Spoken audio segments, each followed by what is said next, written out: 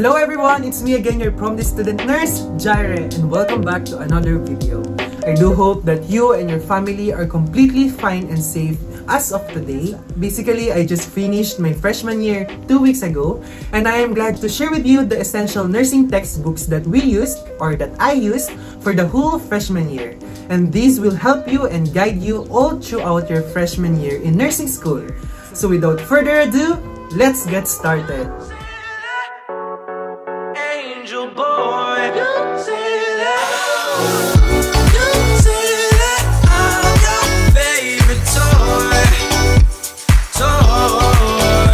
The most important course in our program, and literally the backbone of our nursing career, the Human Anatomy and Physiology. So the main textbook po that we use for Human Anatomy and Physiology course is Tortora's Principles of Human Anatomy and Physiology. So bali, this is the book. I know, ang title pala niya is Tortora's Principles of Anatomy and Physiology.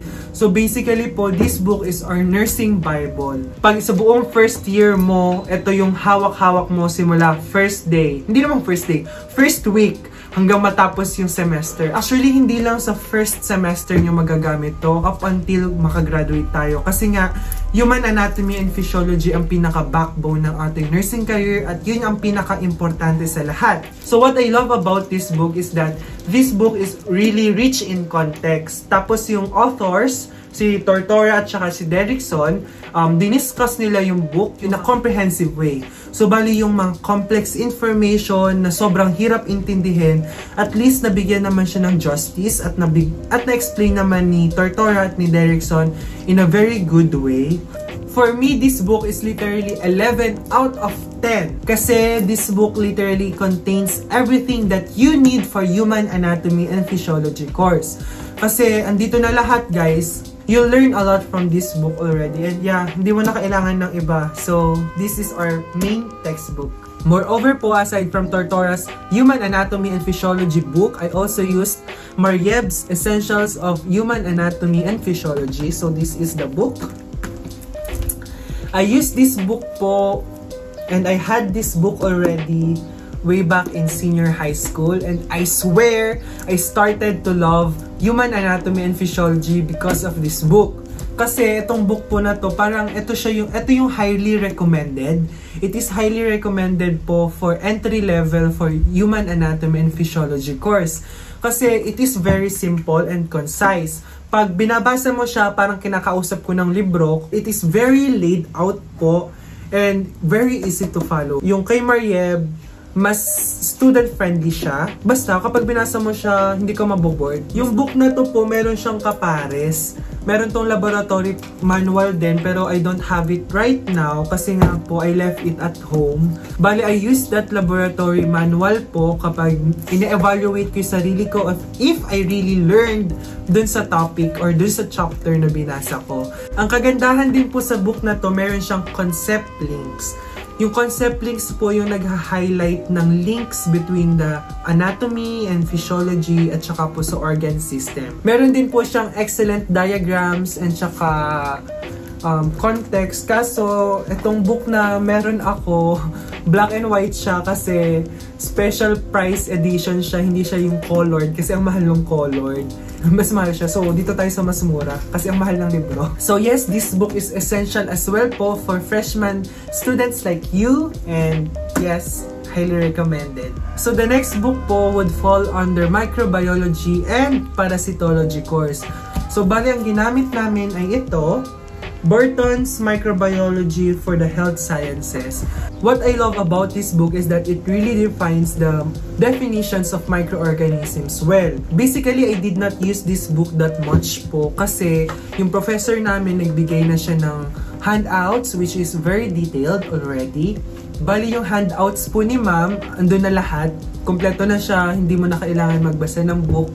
Pero this book will guide you. What I love about this subject is that hindi siya nag-focus sa microorganisms mismo. Tinuro ng subject na ito sa atin kung ano nga ba yung role natin bilang nurse sa pag-handle ng specimens, ganyan, and sa pag-transport niya, and so on. So, bali sa subject na ito, tuturuan din kayo kung ano yung mga causative agents ng certain diseases which is common sa community at saka sa hospital. So, bali, it prepares us po, nurses, student nurses, for our future clinical duties. And yes, I learned well from this course. And by the way, magpo-post po ako ng videos about your expectations as first year students po of nursing program and kung ano po yung mga expect nyo sa, for example, sa microbiology, kung ano yung expectations nyo, kung ano ituturo sa inyo, kung ano yung mga gagawin nyo for that subject. So if you are new to my channel po, I am humbly thankful if you subscribe on my channel and click the bell button para po ma-notify kayo sa aking new nursing videos and my promdi videos. So moving on, for theoretical foundations of nursing, we used 3 books po. First one is this by Ali Good, Nursing Theorists and Their Work. So this book po, every chapter iba-iba yung nag-write. Kaya kapag binasa nyo siya, maiibahan kayo ng way of writing kasi iba-iba ang contributors every chapter. What I love about this, it is very informative. Andito na lahat yung major assumptions, yung mga kailangan yung malaman about theoretical foundations of nursing. And for the next book, we also use Theoretical Basis for Nursing.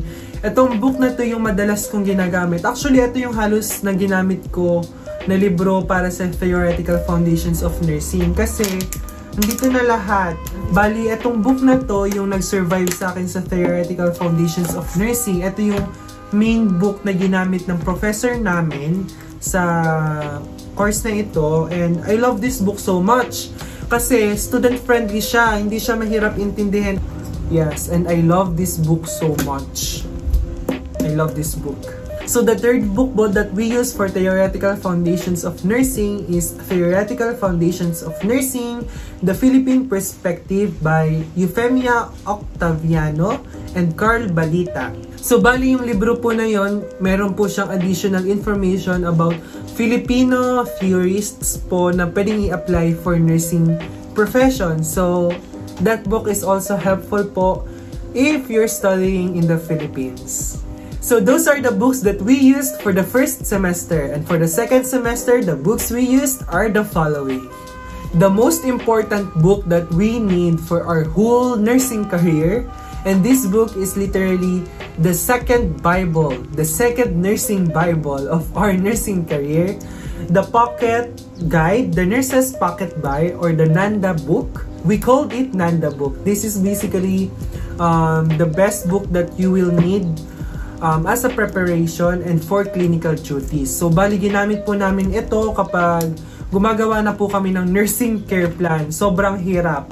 Sobrang hirap gumawa ng nursing care plan, and this book will help you a lot para mas mapadali ang trabaho. Kaya this book should be with you always. So, yeah. And for the next book, it would fall under health assessment po, and we used this book by Bates, Bates Nursing Guide to Physical Examination and History Taking. So bali, this book po is literally a gem as well. Andito na lahat ng kailangan mo for health assessment lecture. So bali, andito na yung mga definition, concepts of nursing process, etc. So bali, yung mga pag-aaralan nyo dito ay introduction sa health assessment, critical thinking sa health assessment, interviewing and communication skills. Doon magfo-fall yung therapeutic communication, kung ano ba yung tamang pakikipag-usap sa patient and such, kung ano ba yung mga dapat i-avoid natin kapag nagsasalita tayo. I also use 2-in-1 assessment for nurses. So basically, I love that book so much. Lahat ng kailangan ko for RLE or for return demonstration for health assessment course, andun na siya. Andun na yung normal findings, abnormal findings with pictures as well. Pero kapag mas gusto mo ng mas magandang visuals or pictures, I recommend the health assessment made incredibly visual. Ang focus ng book na yon is yung head-to-toe assessment, yung abnormal findings, normal findings, and yung step-by-step procedure. I also use po yung kay Weber and Kelly's health assessment book. What I love about that book po is that the assessment procedure, the normal findings, and the abnormal findings po, bali po naka-tabular form siya in a way na very detailed na rin siya and marami rin siyang graphics and images. So, it is highly recommended as well. The next book po that we used is this, Cozier and Herb's Fundamentals of Nursing. So, Fundamentals of Nursing, this book is very important as well.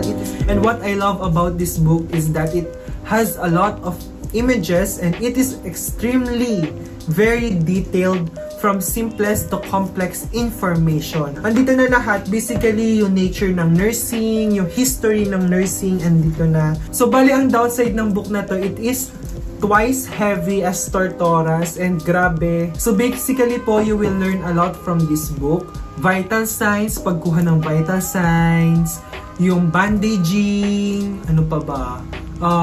Hot and cold compress, moving patients in an occupied bed, ganyan, to a wheelchair, bed making, andito na lahat. Pati yung pagpunas ng genitals area, ano yung gagawin mo kung yung patient naman nakaka-move sa bed, kung paano mo sila bibigyan ng bedpan, ganyan. Dito mo rin siya matututunan sa book na to. I also took health education for the second sem, and what I love about that course po is that it helped us to know po kung ano po ang dapat na ibigay nating care and kung ano po ang ituro natin sa ating patient. So bali meron kasing mga patients na visual learner. So bali kapag visual learner ang patient, kailangan po ang ating handouts, ang ating mga materials na gagamitan ay visual representations. And those are the books that we used for the second semester po. And for the short term, I took up Biochemistry. And sa Biochemistry po, ang ginamit naming libro ay ginawa ng aming professors. It is a modular approach po. We studied po dito yung proteins, enzymes, at saka napakadaming process. Ayoko nang balikan yung mga process na yon. Yung protein synthesis, yung mga ganyan. Ang hirap niya. Gluconeogenesis, glucohomeostasis, sobrang dami.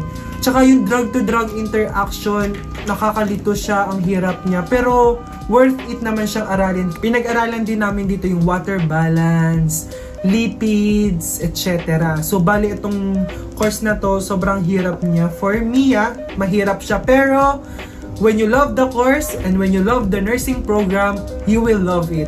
And kailangan nating mahalin dahil importante ito sa ating nursing career. So, bali our school po provided us different ebooks din po. And these are the following. So, yan. So, bali those books po, hindi ko siya masyadong nagamit dahil meron nga po silang pinrovide na module for us, which is yun yung pinaka-main na finocus kong aralin. Pero these books, yung mga books po na yan, ay important din para po matutunan nyo ang biochemistry. So that's it. So basically, those are the books that we use for the whole freshman year. Please focus on human anatomy and physiology kasi yun ang magiging sandata mo sa buong nursing life mo. And that's it, loves. Thank you so much po for watching this video and I hope that you learned again today. Do not forget to give this video a thumbs up and subscribe on my channel for my future nursing and promdi videos. And this is your promdi student nurse, Jireh. See you on my next video. Bye! Cold sweat, I was in a nightmare, searching in the dark, but I couldn't find you.